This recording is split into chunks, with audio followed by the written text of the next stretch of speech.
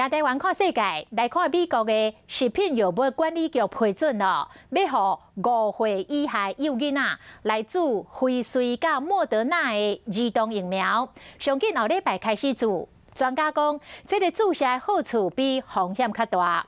囡仔注辉瑞的剂量只有大人的1/10，莫德纳是大人的1/4。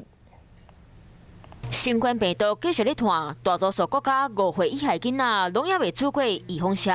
不过美国 FDA 专家小组19号投票，大家拢赞成通过，建议授权莫德纳和辉瑞，予5岁以下囡仔紧注。嘛讲注预防针的好处大过风险。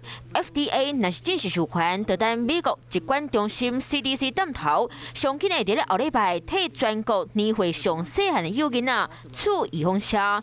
今朝来看，辉瑞针对6个月到4岁囡仔，莫德纳是6个月到5岁，最剂量辉瑞是注大人剂量的1/10，莫德纳是1/4。There's no wrong choice here, though, because both vaccines are safe and effective, and I know that I'll be really eager once my pediatrician's office starts offering it. I'll be first in line. 论真来讲，囡仔感染新冠病毒病情无亲像大人这么严重，不过伫咧美国 Omicron 病毒，互真侪5岁以下囡仔大病险。咱即摆来看国外，即摆已经有12个国家替5岁以下囡仔注预防针。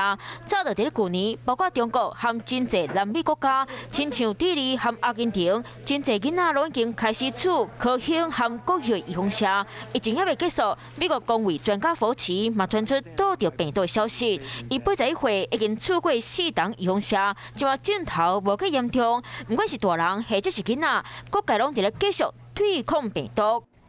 Hello， 大家好，我是乃瑜，要教给大家2个任务。第一个，华视新闻的脸书专页，你按赞了吗？还有华视新闻的 YouTube 频道，赶紧订阅起来，还要记得按赞，开启小铃铛哦。